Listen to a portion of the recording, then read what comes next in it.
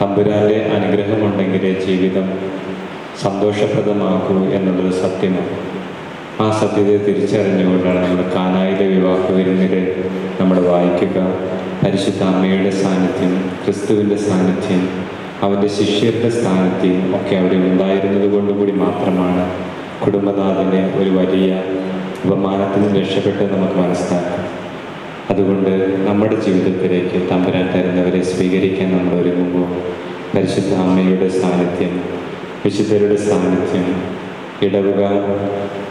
ഇടവകയുടെയും അവൻ്റെ ശിഷ്യന്മാരായ വൈദികരുടെയും ഒക്കെ സാന്നിധ്യം നമ്മുടെ ജീവിതത്തിലേക്ക് ആവശ്യമാണ്. അതുകൊണ്ട് ഇടവക പള്ളിയോട് ചേർന്ന് വന്നുകൊണ്ട് ജീവിതം നയിക്കുവാൻ നിങ്ങൾക്ക് സാധിക്കട്ടെ എന്ന സ്നേഹത്തോടെ ആശംസിക്കുന്നു. രണ്ടാം ഇടവകയിൽ നിന്ന് ഇങ്ങോട്ട് വന്നിരിക്കുന്ന എല്ലാവരെയും ഒത്തിരി സ്നേഹത്തോടെ വികാരത്തിൻ്റെയും ഇടവകകളുടെ പേര് സ്നേഹത്തോടെ സ്വാഗതം ചെയ്യുന്നു. ദൈവം എല്ലാവരെയും അനുഗ്രഹിക്കട്ടെ എന്ന് പ്രാർത്ഥിക്കുന്നു. ഒപ്പം നിമിക്കും ജോബിനും വേണ്ടി നമുക്ക് പ്രത്യേകമായിട്ട് പ്രാർത്ഥിക്കാം. തമ്പുരാന്റെ അനുഗ്രഹത്താൽ ഇവരുടെ ജീവിതം ഏറ്റവും സന്തോഷകരമാകട്ടെ എന്ന പ്രാർത്ഥനയോടുകൂടി നമുക്കൊന്ന് ചേർന്ന് തിരുക്കർമ്മങ്ങളിലേക്ക് പ്രവേശിക്കാം. പിതാവിൻ്റെയും പുത്രൻ്റെയും പരിശുദ്ധാത്മാവിൻ്റെയും നാമത്തിൽ. അത്യുന്നതങ്ങളിൽ ദൈവത്തിന് സ്തുതി, ഭൂമിയിൽ മനുഷ്യർക്ക് സമാധാനവും പ്രത്യാശയും എപ്പോഴും എന്നേക്കും. സ്വർഗസ്ഥനായ ഞങ്ങളുടെ പിതാവേ, ഞങ്ങളുടെ ആവശ്യമായ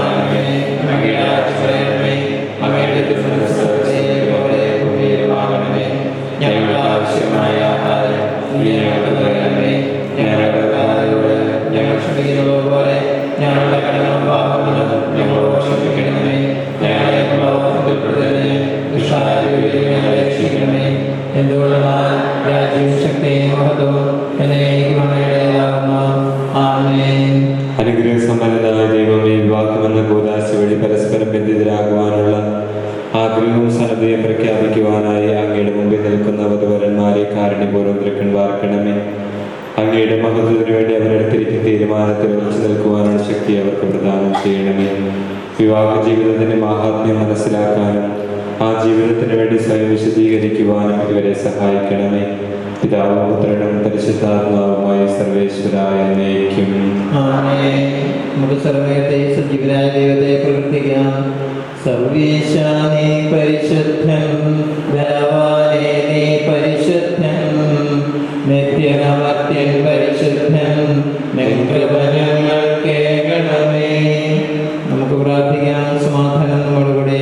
ഞങ്ങളുടെ കർത്താവായ ദൈവമേ, ജീവദായകമായ ദൈവസന്ദേശം ശ്രവിക്കുന്നതിന് ഗ്രഹിക്കുന്നതിനും ഞങ്ങളുടെ ബുദ്ധിയെ മനസ്സിനെയും പ്രകാശിപ്പിക്കണമേ.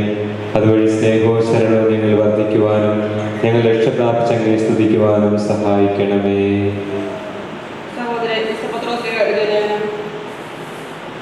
നിന്നെ അനുഗ്രഹിക്കട്ടെ. ഭാര്യമാരെ, നിങ്ങൾ ഭർത്താക്കന്മാർക്ക് വിധേയരായിരിക്കുവിൻ. വചനം അനുസരിക്കുന്നവരുണ്ടെങ്കിൽ വാക്കുകൊണ്ടല്ല, ഭാര്യയുടെ ആദരവ് നിറഞ്ഞ നല്ല പെരുമാറ്റം കൊണ്ട് അവർ മാനസാന്തരപ്പെടാൻ ഇടയാകണം. ബാഹ്യമോടിക്ക് വേണ്ടി മുടി പിന്നുകയോ സ്വർണ്ണാഭരണങ്ങൾ അണിയുകയോ വിശിഷ്ട വസ്ത്രങ്ങൾ ധരിക്കുകയോ ചെയ്യരുത്. അലങ്കാരമെല്ലാം ആന്തരികമായിരിക്കണം, അത് മനുഷ്യന്റെ ഹൃദയത്തിലായിരിക്കണം. അതായത് സൗമ്യവും ശാന്തവുമായ ആന്തരിക പ്രകൃതി അത് അക്ഷയമാണ്. അതാണ് ദൈവസന്നിധിയിൽ ഏറ്റവും വിലയുള്ളത്. ദൈവത്തിൽ പ്രതീക്ഷ അർപ്പിച്ചിരിക്കുന്ന വിശുദ്ധ സ്ത്രീകൾ തങ്ങളുടെ ഭർത്താക്കന്മാർക്ക് വിധേയരായി സ്വയം അലങ്കരിച്ചത് അങ്ങനെയാണ്. ഭർത്താക്കന്മാരെ, നിങ്ങളും വിവേകത്തോടെ നിങ്ങളുടെ ഭാര്യമാരോടുകൂടി ജീവിക്കുകയും സ്ത്രീ ബലഹീന പാത്രമാണെങ്കിൽ ജീവദായകമായ കൃപയ്ക്ക് തുല്യാവകാശി എന്ന നിലയിൽ അവളെ ബഹുമാനിക്കുകയും അപ്പോൾ നിങ്ങളുടെ പ്രാർത്ഥനയ്ക്ക് തടസ്സമൊന്നും സംഭവിക്കില്ല. ലോകത്തിന്റെ പ്രകാശവും സകലത്തിന്റെ ജീവനുമായ മിശിഹായ ഞങ്ങളുടെ പക്കലേക്ക് അയച്ച അനന്തകാരണത്തിൽ നീക്കി സ്തുതിയാമേ. നമുക്ക് സുവിശേഷം ശ്രമിക്കാം. സമാധാനം നിങ്ങളോട് കൂടെ. വിശുദ്ധമത്തായി അറിയിച്ച നമ്മുടെ കർത്താവ് മിശിഹായുടെ പരിശുദ്ധ സുവിശേഷം. പുരുഷന്മാർ അടുത്ത് ചെന്ന് ഈശോയെ പരീക്ഷിക്കുവാനായി ഇപ്രകാരം ചോദിച്ചു: എന്തെങ്കിലും കാരണത്താൽ ഒരാൾക്ക് തന്റെ ഭാര്യയെ പരിത്യജിക്കാൻ പാടുള്ളൂ? അവിടുന്ന് അവരോട് അരുൾ ചെയ്തു: സൃഷ്ടാവ് ആദിയിൽ പുരുഷനും സ്ത്രീയുമായി മനുഷ്യനെ സൃഷ്ടിച്ചു.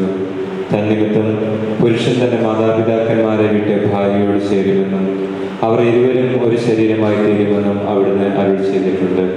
ഇതൊന്നും നിങ്ങൾ വായിച്ചിട്ടില്ലയോ? ആകയാൽ അവർ രണ്ടല്ല, ഒരു ശരീരമാകുന്നു. ദൈവം യോജിപ്പിച്ചത് മനുഷ്യൻ വേർപെടുത്താതിരിക്കട്ടെ. നമ്മുടെ കർത്താവായ യേശുവേ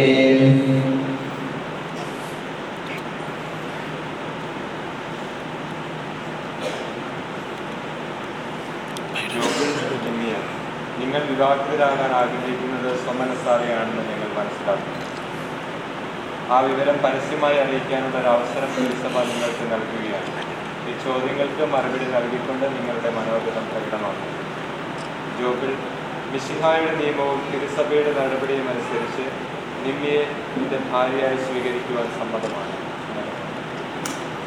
നിമ്യ മിശിഹായുടെ നിയമവും തിരുസഭയുടെ നടപടിയും അനുസരിച്ച് ജോബിളിനെ ഭർത്താവായി സ്വീകരിക്കാൻ സമ്മതമാണ്. നിങ്ങൾ ഇതിന് സാക്ഷികളാണ്. പരിശുദ്ധനായ ദൈവം നിങ്ങളെ നമുക്കെല്ലാവർക്കും സന്തോഷവും ഭക്തിയോടും നിന്ന് തങ്ങളുടെ വിവാഹം പ്രഖ്യാപിച്ചിരിക്കുന്ന ഈ യുവാവിനും യുവതിക്കും വേണ്ടി ദൈവത്തോട് പ്രാർത്ഥിക്കാം. ദൈവപ്രമാണങ്ങളും തിരുസഭയുടെ നിയമങ്ങളും അനുസരിച്ച് വിശുദ്ധരായി ജീവിക്കുവാൻ തങ്ങൾ അശ്ലേഷിക്കുവാൻ പോകുന്ന ജീവിതസ്ഥിതിയിൽ ആത്മസംതൃപ്തി കണ്ടെത്തുവാൻ കുടുംബജീവിതത്തിന്റെ കടമകൾ ശരിക്കും മനസ്സിലാക്കുവാനും അതനുസരിച്ച് ജീവിതം ക്രമീകരിക്കുവാനും പ്രാർത്ഥനയും പരിത്യാഗവും വഴി വിവാഹ ജീവിതത്തിന് സ്വയം സജ്ജമാക്കുവാൻ എല്ലാവർക്കും നമ്മെ നാം ഓരോരുത്തരും വിധാനബുദ്ധം വിശ്രമം സമർപ്പിക്കാം. ഞങ്ങളുടെ ദൈവമായ കർത്താവേ, അങ്ങേക്ക് ഞങ്ങൾ സമർപ്പിക്കുന്നു. നൽകപ്പെടുന്നവർക്കെല്ലാ വിവാഹ ജീവിതം വിജയപ്രദമായി നയിക്കുവാൻ സാധ്യത ലഭിച്ചത് കർത്താവേ, അങ്ങയുടെ സ്വർഗീയ ചേതനെ പ്രതീക്ഷ നിൽക്കുന്ന യുവതിമാർക്കന്മാരെ പ്രാർത്ഥനയെ ജീവിതത്തിന്റെ എല്ലാ ദിവസവും തുടങ്ങിയ സംഖ്യകൾ നൽകി അവരെ നയിക്കുമാറാകണമേ, ഇപ്പോഴും എപ്പോഴും എന്നേക്കും.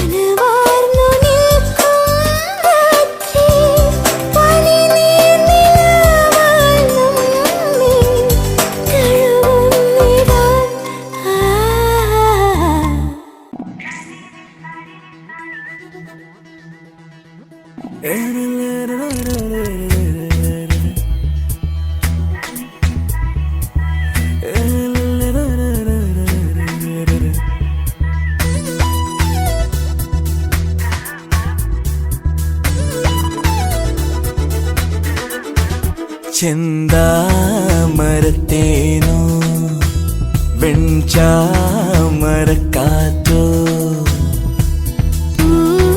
മരച്ചോടോ മന്ദാരത്താഴ്വരച്ചേലോ തുന്നാരം തുഞ്ചത്ത് നിന്നാടും തുമ്പിക്ക് തന്നാനം പാടിത്താളം മൂളാൻ ചിങ്കാര പുല്ലാങ്കുഴൽ ചിന്താമരത്തേനോ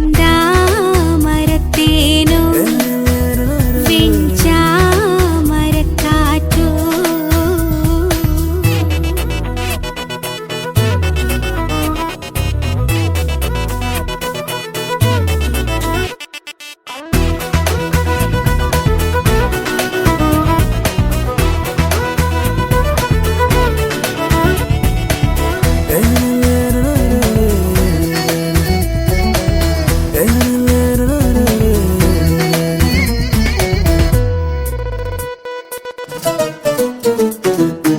പച്ചക്കരിമ്പിൻ തൊണ്ട് ചെത്തിക്കടിച്ചും കൊണ്ട് ഇഷ്ടം പറഞ്ഞിരിക്കാൻ വായോ ഒറ്റപ്പൂതപ്പിനുള്ളിൽ പറ്റിക്കിടന്നും കൊണ്ട് മുറ്റും തണുപ്പു മാറ്റാൻ വായോ പാഴിലത്താളടിയും പാതയിൽ കാലടി തൻ കാതരനാദമിന്നും കേട്ടില്ല ഉണരും നേരം കനവും നിനവും ചിറ്റോളം പായുമ്പോൾ കുളിരാടാൻ നീവ പെണ്ണിൻ താമരത്തേനോ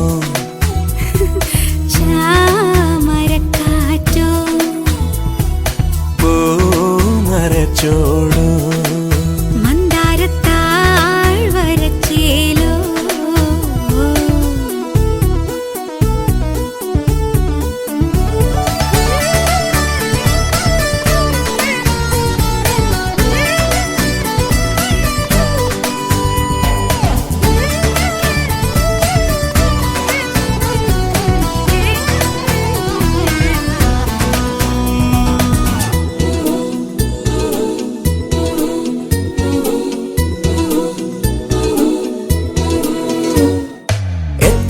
മരക്കൊമ്പത്തെ അത്തിപ്പഴങ്ങൾ കൊത്തും തത്തക്കുറുമ്പി പെണ്ണെ കണ്ടോ